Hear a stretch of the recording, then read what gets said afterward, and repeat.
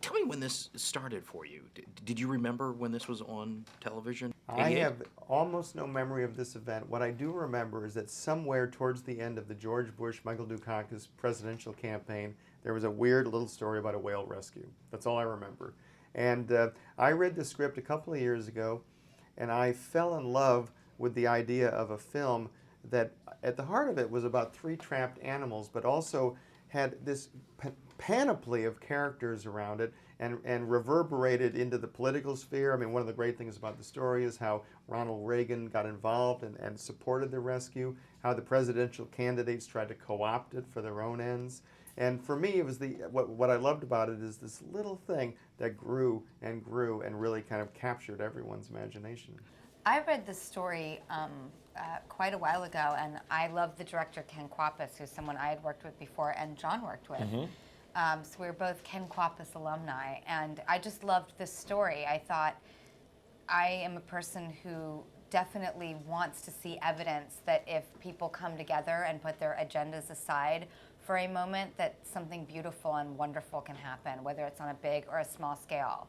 That's how I live my life. So this movie was the epitome of that, and it's true. For me, I basically got sent the script, and I really loved it. I mean, the only thing I was skeptical of was, we got to change some of these moments because no one's going to believe it.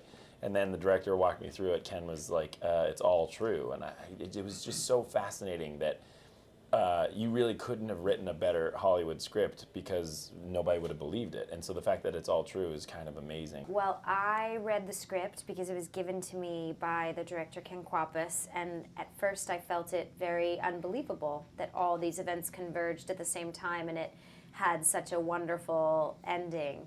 But then, upon further investigation, realized it was all true, so I just felt the need to be a part of telling this beautiful story. We met in the midst of filming. I think I already shot a couple scenes, but we met in the midst, and it really helped me to further my character of Kelly.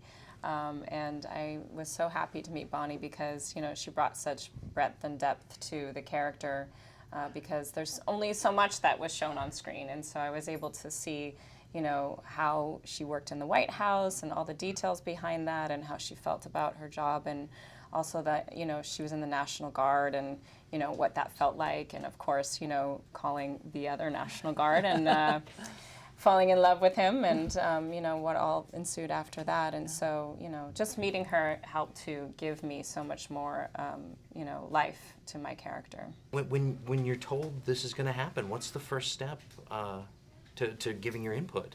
Oh my gosh, it was so exciting. We were very involved, my husband and I, back when the book was written. And in fact, the author of the book even came to our wedding. And he had told us back 20 years ago that the book had been sold, the film rights were out there, and so we were waiting for the movie, and we waited, and here it is, finally, after we thought it would never come to the big screen. And back to Universal again, right? Wasn't it? Yes, Universal? yes. It's very interesting. Yeah.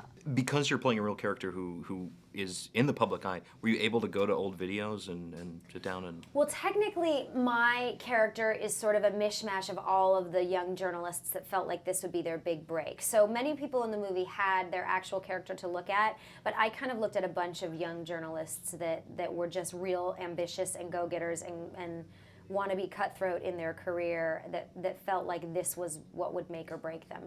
What I love about this script is that there are no easy answers, and it raises some complicated questions. Yes, there's actually more, quote, hard news stories to cover. There are wars around the world. Are three trapped whales an important story? And I think the answer is yes. The reason it's a good story is because it emotionally grabs us in a way, and that is important. And it's an important story because on some level it relates to our ability to be good stewards of the environment. Yeah, interesting. You were kind of forced into it, weren't you? Your character. I was. Maybe there's a bit of a disgruntle about it Yeah. at the beginning, because I'm assigned this monumental task where myself and my helicopter crews are meant to drag an enormous hover barge to the site where hopefully we'd then be able to break through the ice and help lead the whales on their path to the sea where they can breathe in these holes.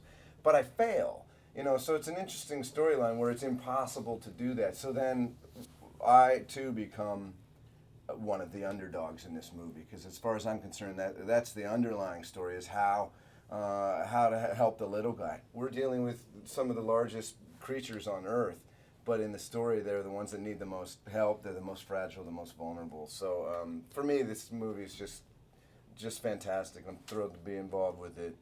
Very complicated. It's not your simple, ooh, save the whales. Yeah. Everybody has this wonderful kind of self-interest involved where they shouldn't be together. They shouldn't be working together. I don't know. I don't think she hates whales. I think, everyone connects to different things, and sometimes people that are fiercely ambitious can tend to be very myopic. And Jill's main goal was to get the story, and anything else was a secondary priority.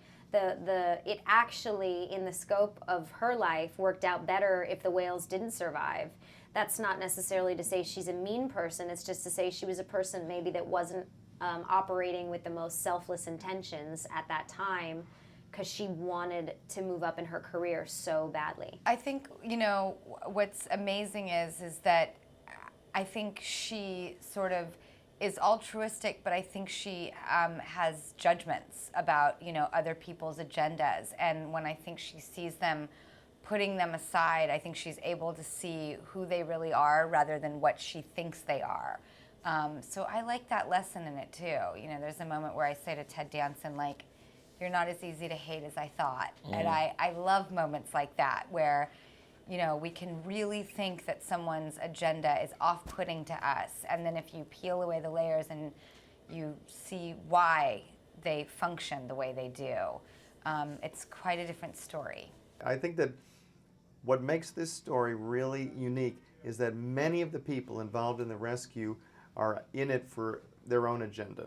For instance, Ted Danson's character is an oil company president, couldn't care less about the whales and is hoping to co-opt the rescue for his own ends. Even John Krasinski's character is hoping that he's a reporter, and he's hoping that the whale rescue will be his ticket out of Alaska.